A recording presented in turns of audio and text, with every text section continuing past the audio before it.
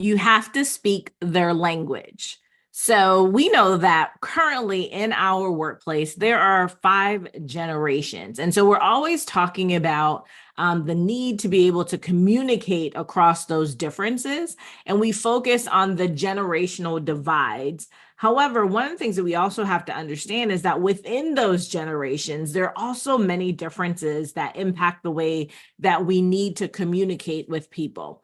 It could be something related to their culture. It could be something related to their religion. So, part and parcel from their actual generational differences, you still also need to know what are the other things that impact the way that people communicate and also the way that they want to be communicated with, right? So we want to think about the fact that effective communication requires adjusting your style to match the preferences and expectations of your audience.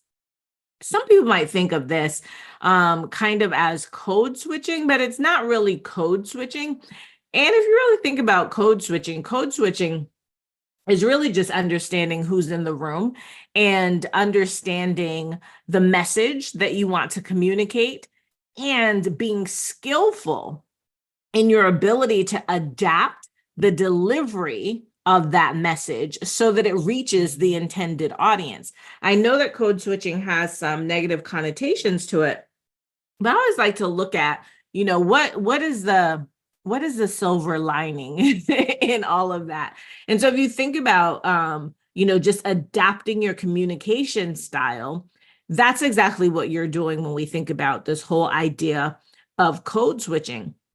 And really, it is a part of being an influential communicator. One of the reasons that I am doing this series and that I am so focused on really empowering women leaders to enhance and elevate their public speaking skills is because I know that the ability to communicate wields influence, right? And when you are an influential person, people listen to you, people hang on your every word, people are looking out for what you're doing so that they can follow you. There is a level of status that's attached to being somebody who is an influential communicator. And it is essential for your career growth, and whether if you're going to stay in the corporate space or if you're going to become an entrepreneur, it's also essential for you as a business owner. So when we think about adjusting our communication styles, we know in our families, in our work groups, our friend circles, we all kinds of people, right? You have the people who are really technical. You have people who are really more creative beings, right? And so you have people who just want you to get to the point. You have people who are, as we were talking about before, culturally diverse. So it's not just about these gender differences. And in each of those things, and in each of those capacities and categories, we have to learn how to communicate. Now, you might be saying, but Kelly, if I'm in a room and there's all these people and there's all these different, types of ways that people want to be communicated with, how is it that I am going to do that? How do I, reach out to the masses? And one of the first things to do, and we've talked a lot about this in this audio series, is about really understanding your audience. So if you are going to be doing a team meeting or you're doing a board meeting, especially where you have the ability to know who's going to be in the room, it's incumbent upon you to do your research, right? There may be some people that you have spoken with before, maybe people you have not, but people who have conversations around who these people are, how do they like to communicate. Now, if you're in a situation where you're going to be in a room, for example, at a conference, right? So there's tons of people from, many walks of life, many different countries, many generations, all the different things, right? All the intersectionalities that we have, it's harder because you can't really research those people. However, what we do know about these types of conferences is that they're generally focused on an industry, right? A particular area. So you might have a human resources conference, a tech conference. You might have, people who are in construction or the medical field or the dental industry. And so, like as an industry, how that industry communicates.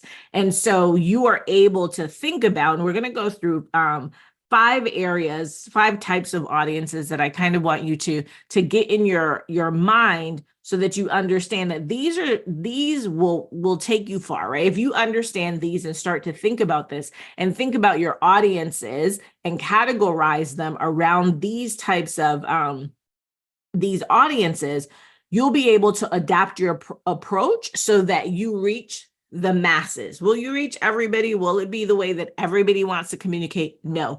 However, it will give you an idea of how to really tailor your message so that you get the outcome that you're looking for, the outcome that you're looking for yourself, but also, and probably more importantly, the outcome that you're looking for the particular audience. So let's dive in and let's talk about some of the approaches that we can use for these different diverse audiences.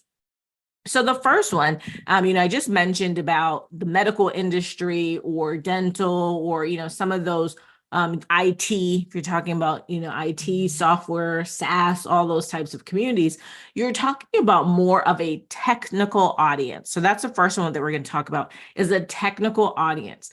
If you know that you're going to be communicating with a more technical audience, then what you have to do in your presentation, in your speech, when you're looking at what examples and data and things that you're going to use, you need precise language and detailed data.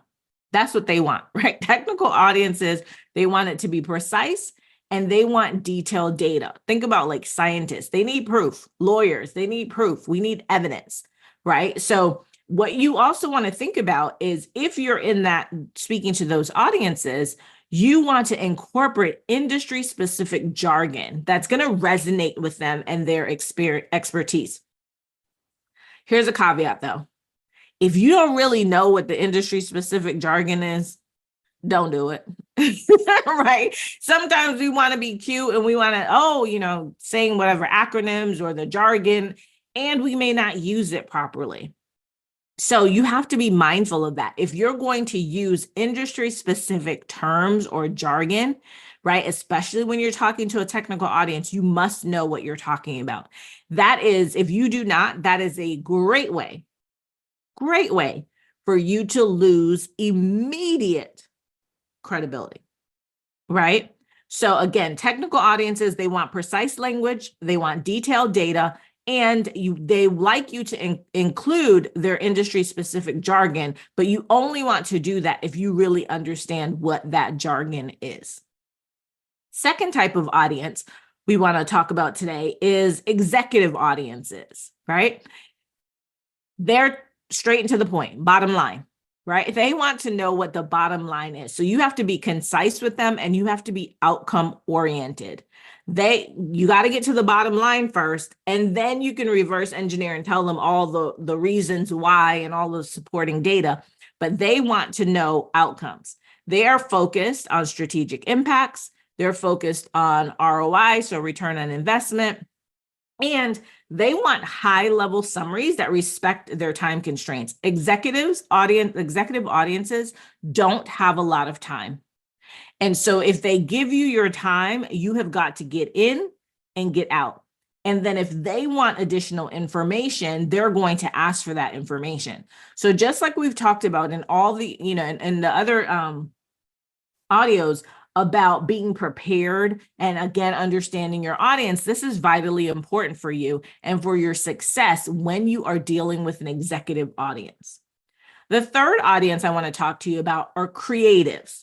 Now, creatives, they are not so much, outcome oriented. They like the story. They like the narrative. They want to know what's going on. Like they want to know all of the content and the context, right? And so if you're a person who can speak in metaphors or analogies, and you can give them vivid imagery that will spark their imagination and spark engagement, like they want to communicate, they want to engage with you, this is your key to success with that type of audience, right? So a creative audience really wants to be enrolled in all of it. They want to be a part of the story. They want to play a part in whatever play, right?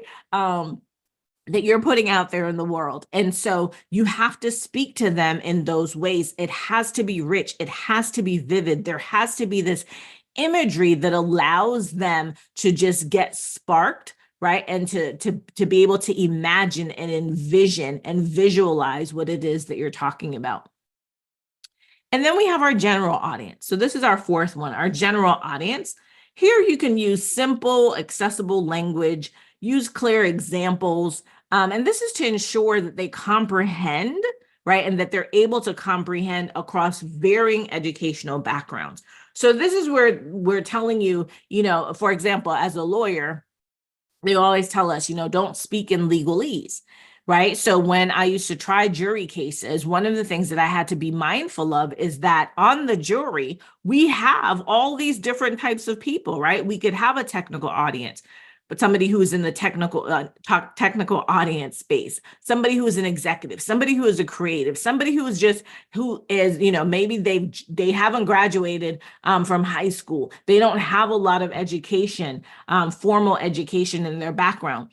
And so we had to learn, and I had to learn as a lawyer to make sure that I was able to communicate in a way that was accessible to everyone. Now, it makes it a little bit hard, right? Because when we're selecting juries, we know who's on the jury. We know their backgrounds, we know everything. And so you're always trying to, this dance of trying to, appeal to everybody who's there. And it makes it a little bit hard. But one of the things that you have to really do is just understand at a base level, how will everybody understand what it is I'm trying to communicate?